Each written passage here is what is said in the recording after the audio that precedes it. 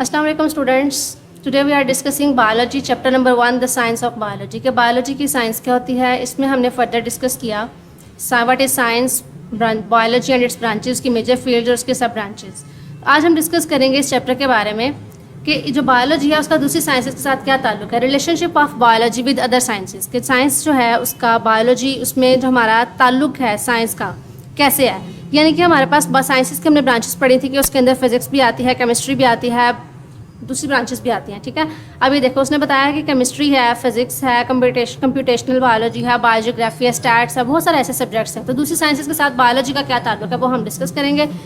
Biology is closely linked with other natural sciences such as chemistry के साथ linked है, physics and हमारे पास अर्थ sciences वगैरह जो होती हैं। The connections helps us understand life, यानी कि जो कनेक्शंस हैं हमें मदद करते हैं लाइफ को अंडरस्टैंड करने में, इन्वायरमेंटल इंटरेक्शंस को। ये हमें क्यों ज़रूरी है, यानी कि हम कह सकते हैं कि वाई रिलेशनशिप इज़ नेसेसरी, यानी कि हम इसको क्यों डिस्कस कर रहे हैं। तो वो हम कह सकते हैं वाई, यानी कि अगर इसके क्वेश्चन में कहूँ ना कि why we are discussing it, हम इसे क्यों डिस्कस कर रहे हैं, तो ये क्या कहते हैं, कनेक्शंस हेल्प करते हैं किसके अंदर, अंडरस्टैंडिंग लाइफ प्रोसेसेस के अंदर, इन्वायरमेंटल इंटरेक्शंस के अंदर हेल्प करते हैं, and complexities of living organisms, और कि जिन जानदारों के अंदर जो कम्प्लेक्सिटीज़ आती हैं, कम्प्लेक्सिटी का मतलब होता है पेचीदा होना, किसी चीज़ के अंदर कम्प्लेक्शन होना, उसको हम कहते हैं। तो इसका ऐसा याद करने की जरूरत नहीं है। जो याद करने वाली चीज़, अगर आपको लॉन्ग क्वेश्चन आएगी, इंपॉर्टेंट लॉन्ग क्वेश्चन भी है कि आपको लॉन्ग क्वेश्चन आ सकता है, what is the relationship of biology with other sciences. तो उसके अंदर आप लिखेंगे biology is linked with other sciences such as chemistry, physics and so on. उसके बाद आप ये लाइन मेंशन करते हो, the following are the few examples of biology is connected with other sciences, के बायोलॉजी दूसरी साइंस के साथ कैसे कनेक्टेड है। तो हमारे पास यहाँ पे है biochemistry. Bio means life, bio हम कहते हैं लाइफ यानी कि ज़िंदगी, और केमिस्ट्री मतलब केमिकल्स के बारे में हम स्टडी करते हैं केमिस्ट्री के अंदर। तो हम कह सकते हैं कि the chemicals of life is called biochemistry, यानी कि ऐसी केमिस्ट्री, ऐसे केमिकल्स जो लाइफ के अंदर यूज़ होते हैं। दैट्स मीन कि मैं कह सकती हूँ the chemicals used in life, जो केमिकल्स लाइफ के अंदर यूज़ होते हैं, यानी कि केमिकल्स यूज्ड इन लाइफ, ऐसे केमिकल्स जो लाइफ के अंदर यूज़ किए जाते हैं। Biochemistry is a study of the structure and reactions of different chemical substances present in living organisms, यानी कि लिविंग ऑर्गेनिजम्स के अंदर, जानदारों के अंदर जो केमिकल्स हैं उनका स्ट्रक्चर क्या है और उनका रिएक्शन क्या होता है डिफरेंट केमिकल्स के साथ, दूसरे केमिकल्स के साथ उनका रिएक्शन क्या होगा, उसकी स्टडी को हम बायोकेमिस्ट्री कहते हैं। The study of the chemical reactions of photosynthesis, for example photosynthesis हम कहते हैं कि प्लांट्स जो है अपनी फूड प्रिपेयर करते हैं। फोटोसिंथेसिस एक ऐसा प्रोसेस इसकी वजह से प्लांट्स क्या करते हैं, अपनी फूड प्रिपेयर करते हैं। इसको मैं मेंशन करूँ, प्लांट्स प्रिपेयर फूड, यानी कि ऐसा प्रोसेस जिसकी वजह से प्लांट्स क्या करते हैं, अपनी फूड प्रिपेयर करते हैं। और रेस्पिरेशन क्या है, रेस्पिरेशन एक ऐसा हमारा इसकी वजह से पौधे क्या करते हैं, सांस लेते हैं, यानी कि सांस लेना। पौधे भी लेते हैं, इंसान भी लेते हैं, सांस लेना। ठीक है, अब मैं कहती हूँ एग्जाम्पल्स ऑफ बायोकेमिस्ट्री, यानी कि बायोकेमिस्ट्री की एग्जाम्पल्स हैं। इसके अंदर हम बायो प्लस केमिस्ट्री में कह सकती हूँ कि बायोकेमिस्ट्री के अंदर एक होती है बायोलॉजी प्लस केमिस्ट्री, कि ये बायोलॉजी और केमिस्ट्री जो है दोनों ब्रांचेज आपस में कैसे इंटर रिलेट होकर एक ब्रांच बनाती हैं, उसको कलेक्टिवली हम बायोकेमिस्ट्री कहते हैं। तो एक ब्रांच कैसे बना रही है हमारे पास, कि हमारे पास जो केमिकल्स हैं, फॉर एग्जाम्पल कार्बन है, ऑक्सीजन, जैसे हमने पहले एग्जांपल लिखे, हमारे पास ऑक्सीजन है, हम वो लेते हैं, और कार्बन, ऑक्सीजन और कार्बन डाइऑक्साइड, ठीक है, ये हम क्या कहते हैं, आपस में इंटर रिलेटेड है। ऑक्सीजन प्लांट्स लेते हैं और वो क्या कहते हैं, उसको बाहर डी से बाहर भी निकालते हैं। हमें जिंदा रहने के लिए सांस लेने की ज़रूरत होती है, हर सांस के लिए हमें ऑक्सीजन चाहिए होती है, और ऑक्सीजन हमें कहाँ से मिलती है, एनवायरमेंट से,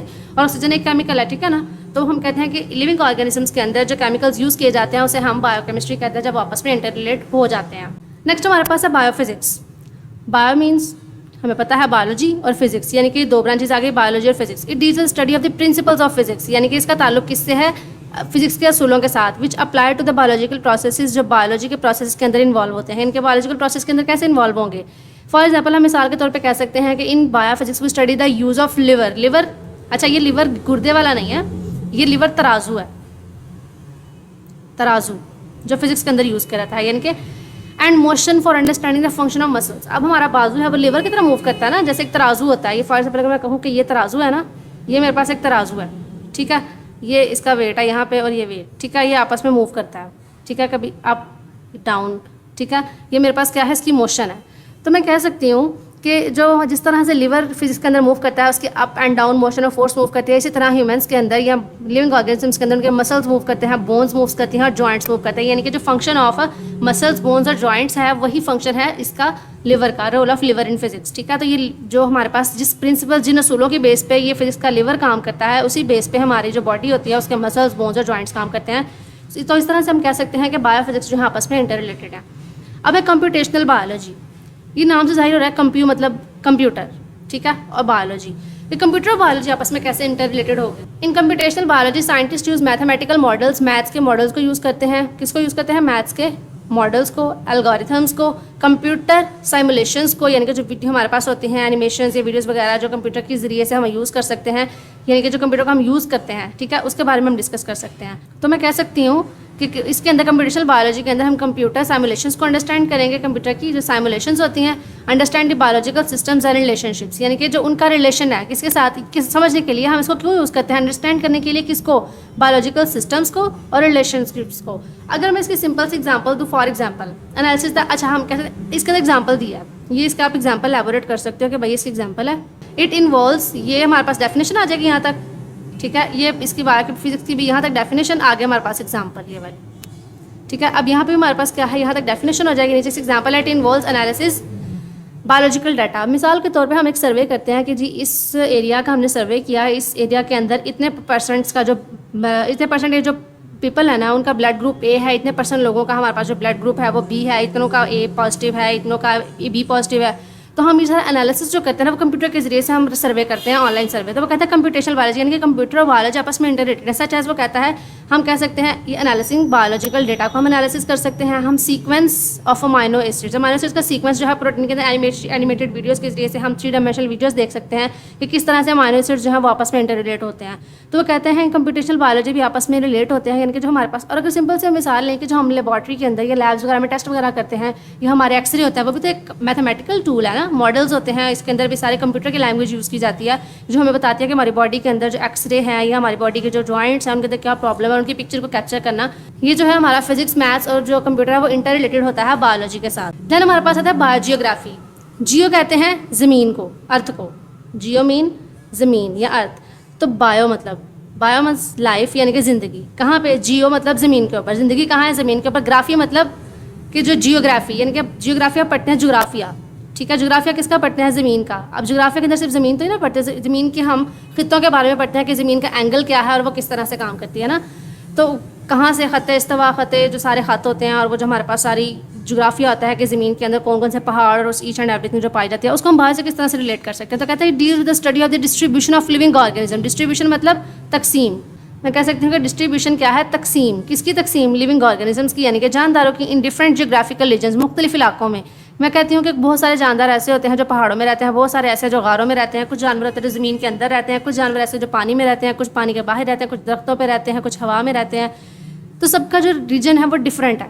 तो geographical region in of the world, यानी कि जो ऐसे लिविंग ऑर्गेनिजम्स जो आपस में डिस्ट्रीब्यूट हुए हैं, तकसीम हुए हैं in different geographical regions of the world, दुनिया के मुख्तलिफ इलाकों में।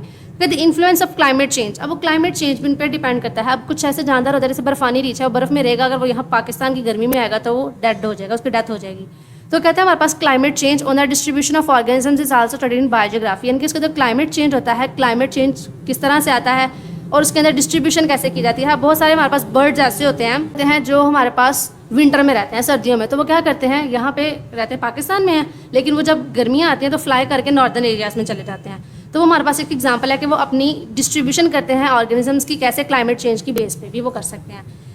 नेक्स्ट हमारे पास है बायोस्टैटिस्टिक्स, स्टैट्स। स्टैट्स में पता है रिसर्च के अंदर यूज़ की जाती है। तो कहते हैं deals the principle of statistics to analyse and interpret the data related to living organisms. जानदार से रिलेटेड जो हमारे पास डेटा होता है उसको स्टडी करने के लिए हम स्टैट्स को यूज़ करते हैं। स्टैट्स में पता है कि उसके अंदर हम मीन, मोड, मीडियम और वो सारी जो रिसर्च होती है उसको यूज़ करते हैं। तो रिसर्च के अंदर क्या होता है हमारे पास कि हमने प्रिंसिपल्स को किया, यानी कि अगर एक रिसर्च है कि जी एक जैसे भी हमने एग्जांपल ली ब्लड ग्रुप की, कि एक इलाका है उसके अंदर प्रिंसिपल्स हमारे पास है कि जी यहाँ पे रहने वाले जो लोग हैं मेल हैं या फीमेल हैं, मेल के अंदर जो ब्लड ग्रुप की रेशियो है वो इतनी है और फीमेल्स के अंदर ब्लड ग्रुप की रेशियो इतनी है, ठीक है।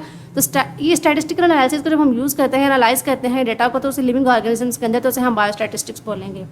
बायोस्टैटिस्टिक्स कहता है plays a crucial role in biological research, यानी कि रिसर्च के अंदर बहुत ज़्यादा अहम रोल प्ले करता है। जैसे भी हमने सर्वे की एग्जांपल ली, ठीक है। हेल्थ केयर के अंदर बहुत ज़्यादा इंपॉर्टेंट रोल प्ले करता है। पब्लिक हेल्थ के अंदर जैसे वो सर्वेज आते हैं ना, वो आके करते हैं कि जी एनालिसिस करते हैं, जो होम टू होम या डोर टू डोर जाके क्या करते हैं कि जी आपको बताते हैं, ये जो हम ये भी कह सकते हैं सिंपल सी एग्जांपल कि जो पोलियो के कतरे पिलाने वाले आते हैं घरों में, वो क्या कहते हैं, डोर टू डोर जाके पोलियो देते हैं। तो वो बायोलॉजी को प्रमोट कर रहे हैं, ठीक है, लेकिन किस तरह से स्टैटिस्टिकल एनालिसिस भी कर रहे हैं वो स्टैट्स, यानी कि आप वो आके आपको घर में पूछते हैं कि जी आपके घर में कितने अफराद रहते हैं, बच्चे कितने हैं, बूढ़े कितने हैं, ठीक है। तो वो एक सर्वे होता है, तो उसको हम बायोस्टैट से रिलेट कर सकते हैं। Next very important thing is biotechnology. Today is the modern era, आजकल के दौर में सबसे ज़्यादा जो चीज़ इंपॉर्टेंट है वो टेक्नोलॉजी है।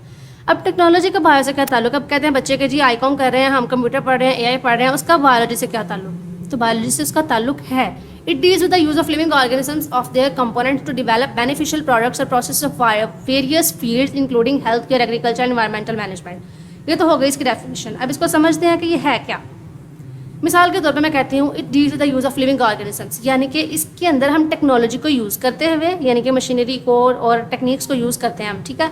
लेकिन कैसे यूज़ करते हैं? उसको हम यूज़ करते हैं लिविंग ऑर्गेनिजम्स के ज़रिए से। अच्छा, इसमें एक मेन चीज़ होती है कि हम प्रोडक्ट्स बनाते हैं, ठीक है। अगर मैं यहाँ पर मैंशन करूँ ना, हम क्या करते हैं? प्रोडक्ट्स बनाते हैं। Products make products, made products, ठीक है। हम प्रोडक्ट्स बनाएं कैसे? With the use of living organisms, with the use of living organisms. अब इसका मतलब क्या हुआ? मैं कहती हूँ कि हमने जानदारों को ही इस्तेमाल करके, जानदारों के ही इस्तेमाल के लिए चीज़ें बनाई, टेक्नोलॉजी का इस्तेमाल करके, इसे कहते हैं टेक्नोलॉजी। यानी कि प्रोडक्ट्स बनाई, बेनिफिशियल प्रोडक्ट्स। हम बायोटेक्नोलॉजी के अंदर सबसे पहले कहते हैं कि यहाँ बेनिफिशियल प्रोडक्ट्स बनाते हैं या प्रोसेसेस करते हैं वेरियस फील्ड्स की, इंक्लूडिंग हमारे पास हेल्थ केयर आ जाती है, एग्रीकल्चर ज़राअत के अंदर, और इन्वायरमेंटल मैनेजमेंट के अंदर। जैसे अब वो कहते हैं ना आजकल मसनूई बारिशें होती हैं, वो इन्वायरमेंटल मैनेजमेंट की ही एक टाइप है।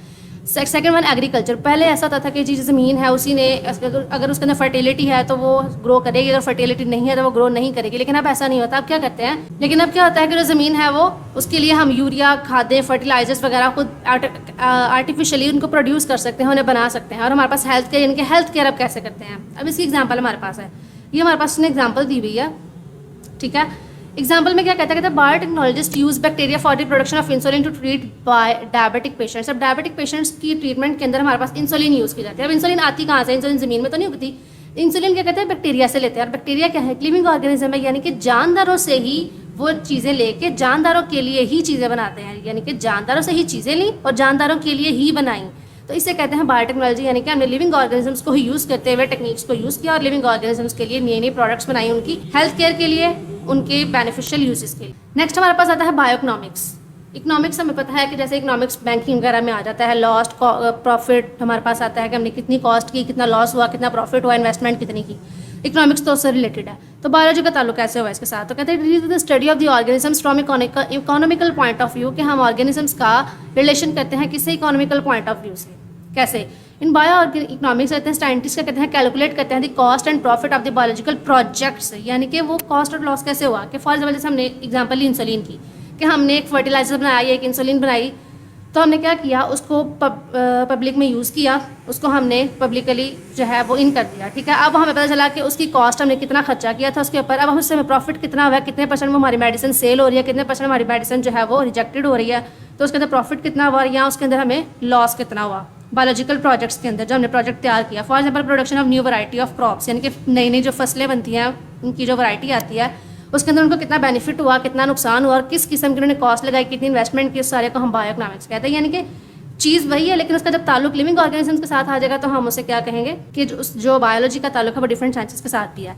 छोटी सी डायग्राम है, इसमें उसने एलैबोरेट किया हुआ है बायोइकोनॉमिक्स को, यानी कि बायोलॉजी। इसके 1 2 या अब नंबरिंग कर लें, 1 2 3 4 5 6 एंड 7। केमिस्ट्री के साथ जब बायो का ताल्लुक 4 5 6 ब्रांचेज है हमारे पास, chemistry, economics, maths and computer, ठीक है। इसको हम कंप्यूटेशनल, यानी कि बायो हमारे पास जो कंप्यूटेशनल बायोलॉजी है उसके अंदर हम क्या करेंगे? मैथ्स और कंप्यूटर दोनों को लेके आएंगे। और बायोटेक्नोलॉजी के अंदर बहुत सारी साइंसेज यूज़ होती हैं। बायोटेक्नोलॉजी के अंदर हमारे पास केमिस्ट्री भी यूज़ होगी, हमारे पास मैथ्स भी यूज़ होगा, हमारे पास इकोनॉमिक्स भी यूज़ होगा, हमारे पास बायोटेक्नोलॉजी के अंदर बहुत सारी चीज़ें इंटर रिलेट हो जाती हैं। स्टैट्स के अंदर हम स्टैटिस्टिक्स को यूज़ करेंगे, ठीक है। इसके अंदर बायोजियोग्राफी के अंदर हमने जियोग्राफी को यूज़ किया और बायोफिजिक्स के अंदर हमने फिजिक्स को यूज़ किया। यानी कि हम पे पता होना चाहिए डिफरेंट साइंसेज हैं। इसके साथ हमारे फिजिक्स के अंदर भी बायो का रोल है कि हम लिवर जो है, अगर समरी ले लें छोटी सी, तो केमिस्ट्री के अंदर क्या हमारे पास केमिकल्स को यूज़ करते हुए हम लिविंग ऑर्गेनिजम्स के अंदर जैसे कार्बोहाइड्रेट्स, बैक्टीरिया, हमारे पास कार्बोहाइड्रेट्स, लिपिड्स, प्रोटीन्स वगैरह जो आते हैं वो लिविंग ऑर्गेनिजम्स के अंदर किस तरह से अमाइनो एसिड्स बनते हैं वो सारा आ जाएगा। इकोनॉमिक्स के अंदर हमारे पास क्या आएगा? हमने उसको रिलेट किया अपने प्रॉफिट एंड लॉस के साथ, ठीक है। मैथ्स और कंप्यूटर के अंदर हमने अपने एनालिसिस किया। बायोलॉजिकल टेक्निक्स के अंदर हमने क्या किया? उसको टेक्नोलॉजी के जरिए से नई नई प्रोडक्ट्स बनाई। बायोस्टैट्स के अंदर हमने उसका एनालिसिस किया कि हमारे पास कितनी जो हमारे पास चीज़ है, कितनी अमाउंट है, उसको हम कैसे यूज़ कर सकते हैं। जियोग्राफी के अंदर हमने क्या किया? डिफरेंट ऑर्गेनिजम्स का जो रिलेशनशिप है ज़मीन के साथ वो किस तरह से हमने डिस्कस किया क्लाइमेट के जरिए से, और distribution of organisms in a specific region या जियोग्राफिकल एरिया के अंदर। फिजिक्स के अंदर हमने उसूलों को मद्देनजर कहा कि फिजिक्स के उसूलों को इस्तेमाल करते हुए हम किस तरह से बायोलॉजी के अंदर उसको अप्लाई कर सकते हैं। So this is the relationship of biology with other sciences के बायोलॉजी जो है वो it's not a single branch, इसका जो डिफरेंट ब्रांचेस के साथ ताल्लुक है वो भी है। और होप सो कि आपको समझ आ गई होगी। और भी बहुत सारी बायोलॉजीज़ की ब्रांचेज हैं जिनको हम डिस्कस कर सकते हैं, लेकिन फ़िलहाल आपके सिलेबस में इतनी है तो हम इतनी ही डिस्कस करेंगे। Hope so you will get it. अल्लाह हाफिज़।